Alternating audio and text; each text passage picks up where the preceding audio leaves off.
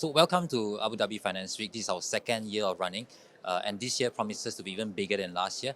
So how we have structured it is there are actually 4 days, 27th to 30th of November, and each day focuses on a certain theme that we discuss on topical issues ranging from asset management to fintech to sustainable finance. Right.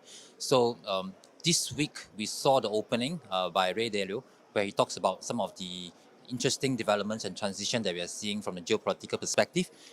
Tomorrow is going to be our fintech event, which is the fintech Abu Dhabi event, which is our flagship event in the 7th year of running, right, where it all started, right?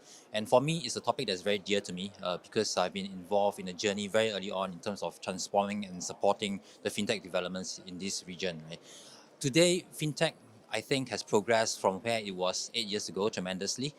Some of the exciting areas that we've seen, especially in the digital asset space, as well as some of the emerging areas that are coming up. For example, AI combined with Web3, right? Of course, when it comes to AI, the ability to use large language model to make things more efficient and churn data more efficiently, combined with the transparency that's available on the blockchain, I think that combination coming together will be something that's very exciting in the next 2 years or so, right? So today within Abu Dhabi, we are quite excited to see some of these players coming on board, registering with us, wanting to do business from this area, and some of these firms actually might not necessarily have a clear idea of how to go about doing it, and that's where we as a regulator comes in to also teach them how to build their products to be compliant by design from day one, right?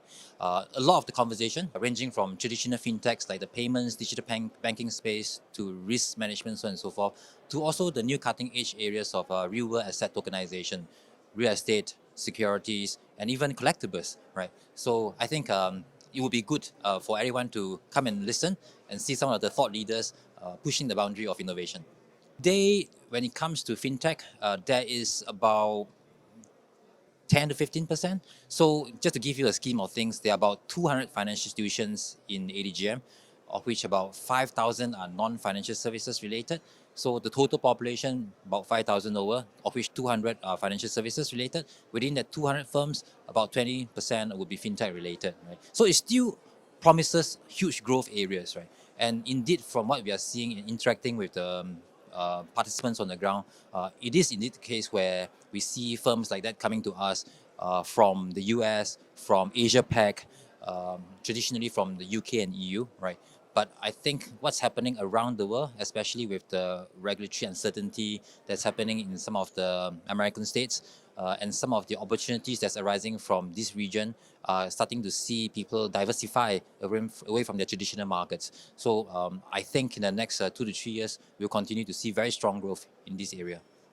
As I mentioned, I'm very excited about the digital asset space.